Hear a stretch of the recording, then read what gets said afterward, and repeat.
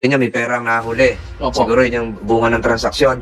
Patuloy niyo pa bang pinapabulaanan yung pinakita nung first hearing na video na involve yung isang kopya na dineliver na may shabu? Opo, kasi po, Still maintain that? mini-maintain That po never namin. happened? That was not inside the Bucor premises? Opo, Mr. Chair. Kasi po hindi talaga lulusot yung ganong kadaming laki ng shabu na bloke-bloke. Ang makakalusot po, Mr. Chair, ang usong-uso ang ginagawa po ngayon, kaya po humingi rin kami ng tulong sa inyo, yung condom, pagpamanhin na po, nilalagay po doon ng shabu. Tapos ilalagay po sa puwerta ng mga babae. Hindi naman po namin pwedeng kapkapan yung mga babae. Makakasuhan naman po kami ng...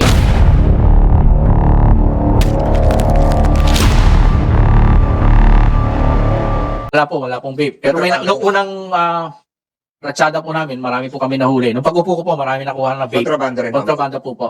Kasi pwede pong lagyan nyo ng marijuana, doon na yung magiging nila. And then of course, yung yung guarding system, dinobol na po namin yung guards. Inutos ko na lahat ng lalaki na nagtatrabaho sa opisina, i-relieve muna sa trabaho, i-assign sa maximum compound. And then marami na rin po kaming ginawang mga quick wins. Pero ina-admit ko, baka nasobrahan ako ng pagmamalasakit sa mga PDL natin, kaya naman po naabuso nila yung ating pagmamalasakit sa kanila. Dumating po ng punto talagang kailangan pong baklasin talaga yung mga kubol nila, wala silang privacy, pero pagagawan po natin sila na sabi nga po ni Senator Robin, wag ko raw puputulin yung conjugal visit at family visit. So tuloy-tuloy pa rin naman po yun. At yung sinasabi nyo rin po na dapat si General 3 steps ahead, yung idalaw po na sinasabi nyo na hiniwalay ko na po yung mga isang lugar na lang po yung idalaw na laptop. At litaw na po ngayon yung mga kung mga silid nila o cubicle nila, kitang-kita na po. Palalagyan na rin po ng CCTV para sa ganun, kahit nando sila sa loob ng mga kwarto nila, nakikita po sila.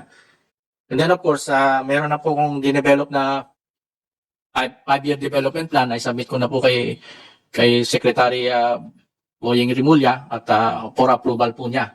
And then of course, hindi naman po natatapos yan dahil malaki po ang nakaatang na problema o challenges pa sa Bucor, kasi bukod sa 13 o 15 regions po tayo, meron lang po kaming kulungan na ito. So meron pang 6 na lalagyan ng region, at ang balak po talaga namin, umalis na rin dyan sa Muntinlupa dahil napaikutan na po kami ng mga mayayaman na subdivision.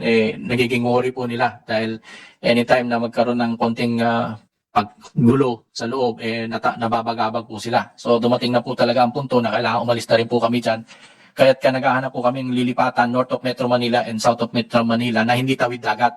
Kasi po ngayon, ang pinaka nililipat namin sa Iwaig, bagamat napakalaking lugar yan, 28,000, malayo po ang kung tiga Metro Manila ka o tiga Ilocos region ka, malayo ang magiging bisitahan. So yung sa pulisiyang iyong nilalatag ngayon, yung distansya ay nagsisilbing balakid dahil sa iyong pagtitimbang ng kung sino ang mas bibigyan ng pabor, yung karapatan ng mga kamag-anak na bumisita sa mga PDLs as against yung sa karapatan naman ng mga nasa labas na lipunan na maging secured at may kapanatagan ng loob, lumalabas sa pulisya mong nilalahad na mas matimbang itong pagbisita kaysa doon sa kapanatagan, peace of mind noong mga nasa labas ng preso. Ganun ba, General?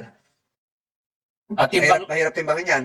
tinitimbang po maigi, kaya may mga sumusulat sa akin na, sir, wag mo niya pong ilipat yung aming kamag-anak kasi kami tiga Ilocos. Kung dadalhin niyo po sa Palawan, napakalayo po.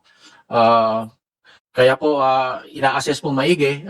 Pero kung wala naman po siyang dalaw for the longest time, nararapat lang. Pwede siyang mailipat sa ibang lugar na hindi naman malayo. Dahil hindi naman siya, wala nang malayo, malapit na lugar dahil hindi naman siya po nabibisita. Okay po, sige tuloy niyo po. So ito po, I think you have 7 more minutes to... ito na po ang buod ng aking report. Nagsabit na po ako sa opisina nyo at nagsasabit rin po ako kay lahat ng mga members po ng committee. And I hope na maintindihan nyo po yung malaking sitwasyon na iminana ko dito. Pero hindi po ako nawawalan ng lakas ng loob dahil alam ko kasama namin kayo at tutulong po kayo sa amin. Dahil kayo na rin po ang nagpasa ng batas na yan, umaasa po kami na bibigyan nyo naman po ng konting lakas at para ma-implement po yung batas na ginawa ninyo. Dahil dalawa pong batas ang ginawa nyo sa Senado. Unang-una, RA 10575 na sabi nyo, regionalization, at yung RA 119228 na sinabi nyo, magpatayo kayo ng Supermax para yung mga drug lord, lahat ng masasamang tao, dadalhin nyo sa Supermax para hindi po makagulo sa ating bayan. Yun lamang po at maraming salamat po. Yung sa Superbox, sangayon ka doon. Ang problema lang, walang pera pa. Opo, sakayin po. Actually po, na-implement na po yan. Pakonti-konti, kung may pera po akong natatabi, katulad po yung nilipat ko yung mga drug lord sa Mindoro, po, nailipat ko po 500 na mga drug lords. So malaking bagay po yun. Malaking bagay po kasi madidiskaril yung kanilang mga organisasyon at mga plano nilang maglipat ng mga drugs o magkalat ng drugs dito sa bayan natin. General Katapang, yung siguro yung mga nilahad mong programa mo, uulitin uli yan sa, baka matanong ka sa Senate Committee on Finance. Kailan ba ho ang inyong hearing sa budget? Ang pag-alam ko po, October 9, magsisimula na po yung mga hearing. Oo, sa kasabay ng Department of Justice yan. So maraming salamat sa inyong presentation. Mabalik na tayo doon sa punto de vista ng ating pagdinig ngayon. Ito po yung patungkol sa kay Michael Cataroha na sa ngayon po maging ang komiteng ito ay naguguluhan sa iba't ibang bersyon na lumalabas. At ito po hindi muna natin siya pasalitain. Kayo na lang siguro, General Katapang, o kung sino man ang iyong pwedeng pasalitain. Yung unang bersyon ito, siya ay lumabas, kinuha niya yung kasing height niya, lumabas siya. Nakalabas siya ng gate 4, nakalabas ng compound, naglakad, SLEX, Service Road, naglakad ng EDSA, nakarating ng Cogeo, Antipolo, nakapunta ng Angono. Pangalawang version. Katapos ng pagdinig na siya ay yung unang pagdinig kasi wala pa siya, nasa labas pa siya. Kung nasaan man siya lang nakakaalam pa noon. Yung pangalawang pagdinig, ito na yung sinabi naman niya na siya ay sumakay sa ilalim ng truck. At siya ay lumabas, suot yung orange t-shirt, bumaba ng C6, naglakad muli, nakarating ng lalawigan ng Rizal. Pangatlong pinag-uusapan natin dito, yung petsa. Yung unang sinabi, nakalabas siya ng 15 ng Hulyo, taong pangkasalukuyan. Pangalawa, yung sa sinasabi na niya ay July 6. Na ngayon, nakita ko yung report habang ikaw ay nagpe-present kanina, ang sinasabing version ngayon na lumalabas, sangayon na rin sa mga sinumpaang salaysay ng nilalaman ng Board of Inquiry report ay July 14. Pangapat, na gusto nating malaman tamang versyon, ang sinabi niya, doon sa reenactment natin, ay sumuot siya doon sa may compartment malapit sa propeller, sa ilalim ng truck, pagdaan ng L300, na Kiko King ba yun? Anong pangalan nun? Mang Kiko. At sinabayan niya, pumasok siya, nakalabas. Ang sabi niya, walang salamin sa ilalim ng truck para siya ay masilip. Sa dami-dami na nabasa kong salaysay, merong mga Bucor guards na nagsasabi, gumamit sila ng salamin. Merong Bucor guards na sinasabing hindi sila gumamit ng salamin. Meron namang CCTV footages na di umano. Sana maipakita nyo ngayon, maipakita nyo sa committee ito na nagpapatunay na wala talagang under chassis mirror.